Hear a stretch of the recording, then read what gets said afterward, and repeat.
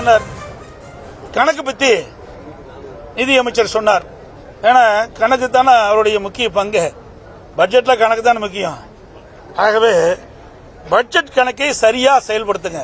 எங்க கணக்கு நாங்க பாத்துக்கிறோம், எங்க கணக்கு நாங்க எப்படி பார்ப்போம் எங்களுக்கு தெரியும். அதோட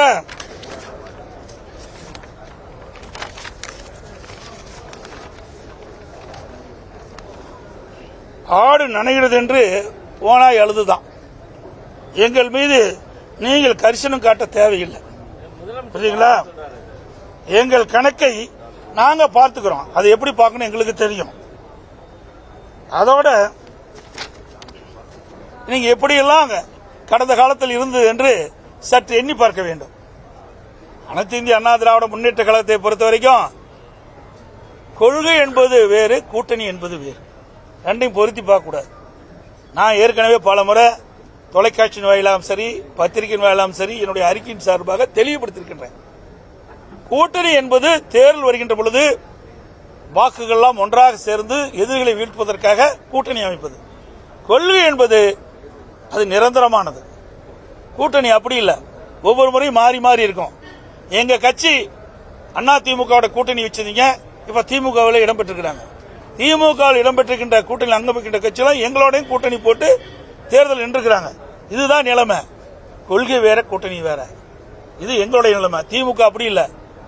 அடிக்கடி முதலமைச்சர் சொல்றாரு, எங்க கொள்கையோட ஒத்த கொள்கையுடைய கட்சி தான்ங்கிறாரு. அப்படின்னா ஒரே கட்சியா இருந்துக்கலாம், அது தனித்தனி கட்சியா இருக்க வேண்டிய அவசியமே இல்லை.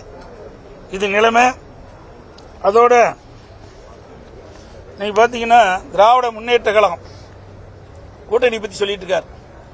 மேல் மாடியில அறிவாலயத்தின் மேல் மாடியில சிபி விசாரணை நடந்துட்டு இருக்குது. கீழ் மாடியில காங்கிரஸோட கூட்டணி பேசிட்டு இருக்காங்க. இது அவருடைய நிலைமை. அண்ணா திமுக ஒருபோதும் தன்மானத்தை இழக்காது. அது தலைவர் காலத்திலும் சரி, அம்மா காலத்திலும் சரி. எங்களுக்கு வேணா வேணும், வேண்டானா வேண்டாம். அதே போல தமிழ்நாட்டு மக்கள் பாதிக்கக்கூடிய எந்த ஒரு திட்டமா இருந்தாலும் அதை எதிர்ப்பதிலே முதன்மையாக இருப்போம். இன்னைக்கு தான் சொன்ன காவிரி நதிநீர் பிரச்சனை வந்தது. உச்சநீதிமன்றம் அளித்த தீர்ப்பை மத்திய அரசு நடைமுறைப்படுத்த காலதாமதம் செய்த காரணத்தினால் எங்களுடைய நாடாளுமன்றங்கள் கூட்டணியில் அங்க வச்சால் கூட நாங்க எங்களுடைய நாடாளுமன்றங்கள் தமிழ்நாடு விவசாயிகளுடைய நலன் கருதி, தமிழ்நாட்டு மக்களுடைய நலன் கருதி உச்சநீதிமன்ற தீர்ப்பை விரைவாக அமல்படுத்த வேண்டும் என்று தொடர்ந்து 22 நாட்கள் நாடாளுமன்ற அவையை ஒத்திவைக்கின்ற சூழ்நிலை நாங்கள் உருவாக்கணும். நீங்க இப்ப பேசுறீங்கல்ல, கல்விக்கு நிதி கிடைக்கல, 100 நாள் திட்டத்தில் பணிபுரிந்த அந்த தொழிலாளிக்கு நிதி கிடைக்கல சொல்றீங்களா? எங்க அழுத்தம் கொடுக்கணும்? நாடாளுமன்றத்தில் அழுத்தம் கொடுக்கணும். அப்படி ஏதாவது அழுத்தம் கொடுத்திருக்குன்னு சொன்னா எதுவுமே கிடையாது. திராவிட முன்னேற்ற கழக அரசு அகற்றப்பட வேண்டிய அரசு. அதுதான் எங்களுடைய கொள்கை, அதான் எங்களுடைய நிலைப்பாடு. மற்றவர்கள்லாம் எங்களுக்கு எதிரியே கிடையாது. எதிரி என்று பார்க்கின்ற போது, கட்சி நீதியாக எதிர்பார்க்கின்ற போது, கட்சி நீதியாக பார்க்கின்ற பொழுது திராவிட முன்னேற்ற கழகம் தான் எங்களுக்கு எதிர்கட்சியாக செயல்பட்டுக் கொண்டிருக்கிறது. மக்கள் விரோத ஆட்சியை தமிழகத்தில் அகற்றப்பட வேண்டும், அதுதான் எங்களுடைய நிலை. அதோட இன்னைக்கு காங்கிரஸோட கூட்டணி வச்சிருக்கிறாங்க. ஒரு காலத்தில் என்ன பேசினாங்க திமுக? எமர்ஜென்சி வந்தது, இதனால திராவிட முன்னேற்ற கழக தலைவர்களுக்கெல்லாம் கடுமையாக பாதிக்கப்பட்டது. விசா சட்டத்தில் எங்களை எல்லாம் அரெஸ்ட் பண்ணாங்க.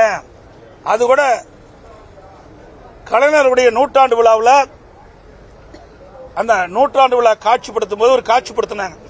அதுல ஸ்டாலின் அவர் மிசா சட்டத்தில் சிறைச்சாலையில் இருக்கிற மாதிரி. அப்படிப்பட்ட கட்சியோட நீங்க கூட்டணி வச்சிருக்கிறீங்க. எமர்ஜென்சி கொண்டாந்து, மிசா சட்டம் கொண்டாந்து, நீங்க பாதிக்கப்பட்ட சொன்ன அந்த காங்கிரஸ் கட்சியோட நீங்க கூட்டணி வச்சிருக்கிறீங்க. எங்களுக்கு அப்படிப்பட்ட நிலைமை எல்லாம் எப்பொழுதும் வராது.